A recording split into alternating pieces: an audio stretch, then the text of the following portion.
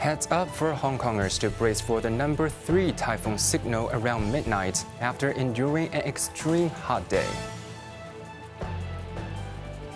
Victim group of the controversial hot air balloon fest demand a full refund, while some 100 complaints have been filed with the Consumer Council. And in the U.S., an immigration raid on Hyundai plant in Georgia swept up South Korean workers on visitor visas.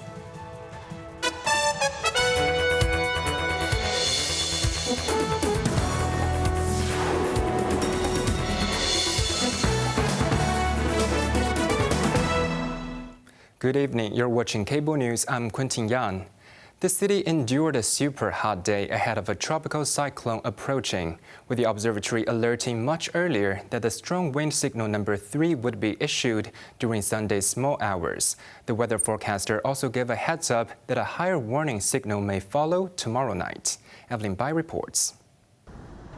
In anticipation of the tropical cyclone, a very hot weather warning was also in effect today, with the mercury in the urban areas hitting 35 degrees.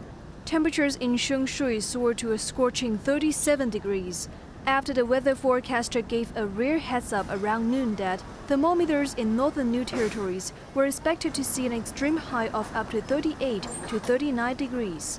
While some citizens opt for ice cream to resist the heat wave, joggers continue with their routines to sweat themselves cool. The observatory said, over the northern part of the South China Sea is moving west-northwest steadily. The tropical cyclone will intensify progressively and skirt around 200 kilometers to the southwest of Hong Kong on Monday morning. However, its circulation will be relatively small.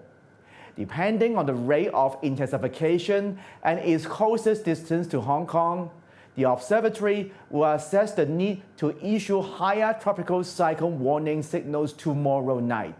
The weather watchdog expects wind conditions to gradually strengthen tomorrow, with showers becoming more frequent. Evelyn Bai, Cable News. A victims group has been established to demand full refunds from the organizers, as Hong Kong's first international hot air balloon festival enters its third day, with passenger rides still unavailable. As of 5 p.m., the Consumer Council has received 105 complaints involving approximately $130,000. Meanwhile, authorities have stayed silent about the potential impact on the city's image. Jeremy Zhu reports. Hot air balloons were again inflated today at the central harborfront, but only for display, not for passenger rides. Due to intense heat, some balloons were even deflated early. The government has emphasized that it did not organize, co-organize, or fund the festival. Related promotional contents on official websites were also removed.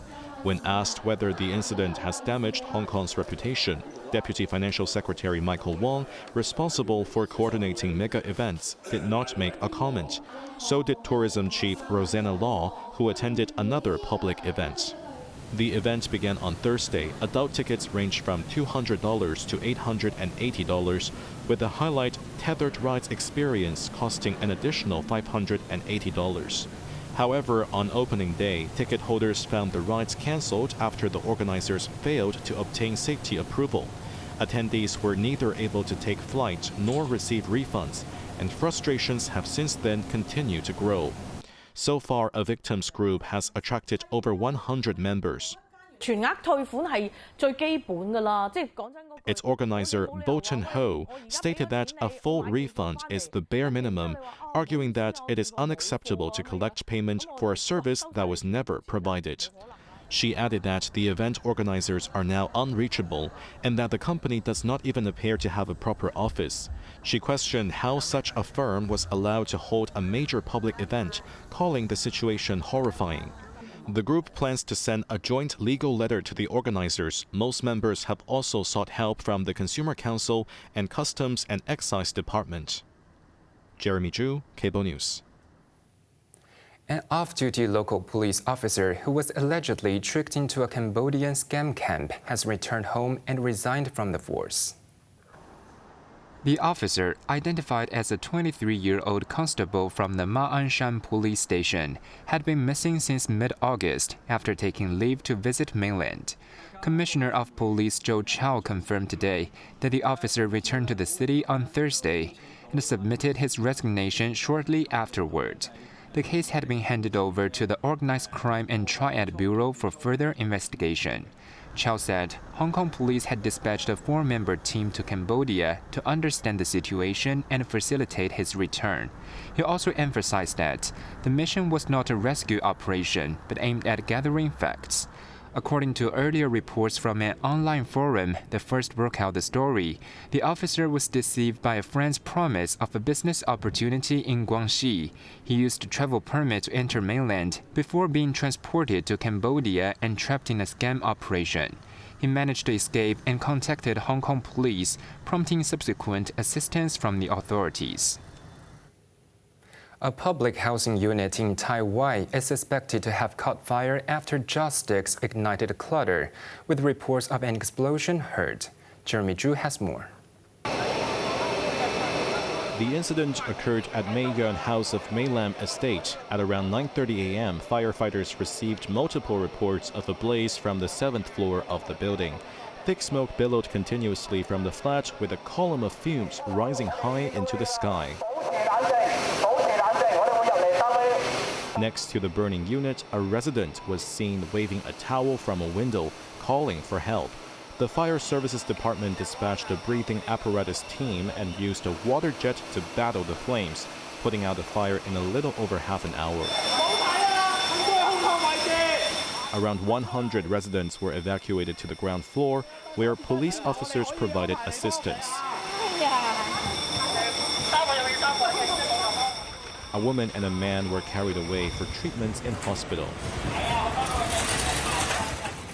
After the fire, the unit was severely blackened by soot, with debris scattered across the floor. Light tubes and electrical wires were left dangling from the ceiling.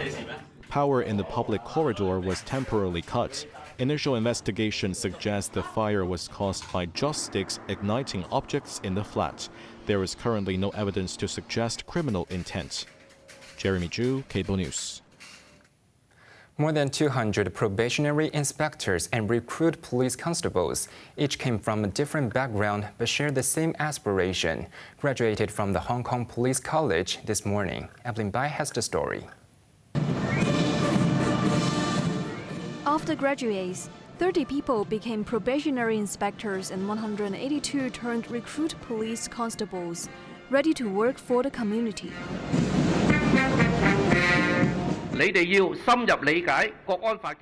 Inspecting the passing out parade, Chief Secretary Eric Chan noted that national security is the fundamental premise. Police officers, as the law enforcers, should shoulder the responsibility of upholding the law and safeguarding the future and lives of citizens. Among the 212 graduates are individuals from families of police, as well as a former Hong Kong snowboarding athlete. Probationary Inspector Emma Wong, who studied and worked in the United States before returning to the city to join the force, expressed her passion for the role. I fell in love with the police uniform at first sight, so I want to be a police officer, she recalled, emphasizing that the training process was challenging, requiring motivation and perseverance.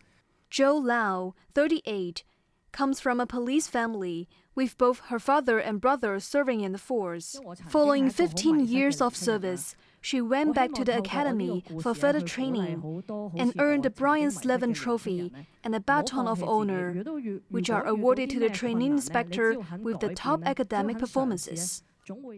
Tom Lee, another graduate, decided to apply to the police force following its recruitment campaign on the mainland.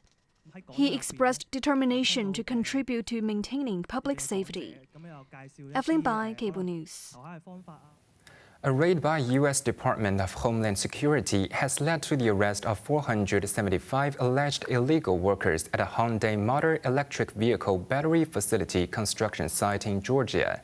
The majority of those detained are reported to be South Korean nationals. Jeremy Zhu reports. We're Homeland Security. We have a search warrant for the whole site.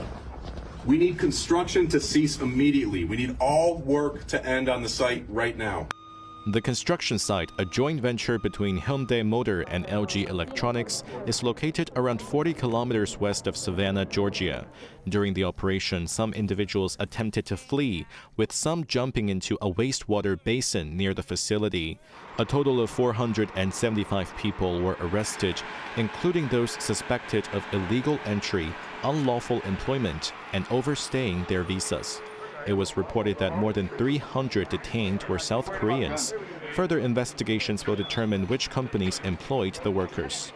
This marks the largest single-site enforcement operation in the department's history and has brought work to a halt at the plant, one of the Korean automaker's major investments in the United States. The two firms announced their $4.3 billion joint venture battery plant in 2023, with production expected to begin next year. Hyundai stated those arrested were employed by contractors, not directly by the company, and reaffirmed its commitment to legal compliance. U.S. President Donald Trump responded to the incidents from the White House, backing Homeland Security's actions. I would say that they were illegal aliens, and ICE was just doing its job. But I know nothing about the instance. It happened a little while ago. The South Korean Ministry of Foreign Affairs has expressed regret and concern, emphasizing the protection of its citizens' rights and dispatching consular officials to the site. Jeremy Zhu, Cable News. The prominent Pentagon in the United States now has a new name, the Department of War, and that's according to the latest executive order signed by President Donald Trump, the 200th he's taken since taking office in January. The historical name, revived from a warring period at least 200 years ago, plainly reflects the bottom-line mission, yet the idea still requires congressional approval.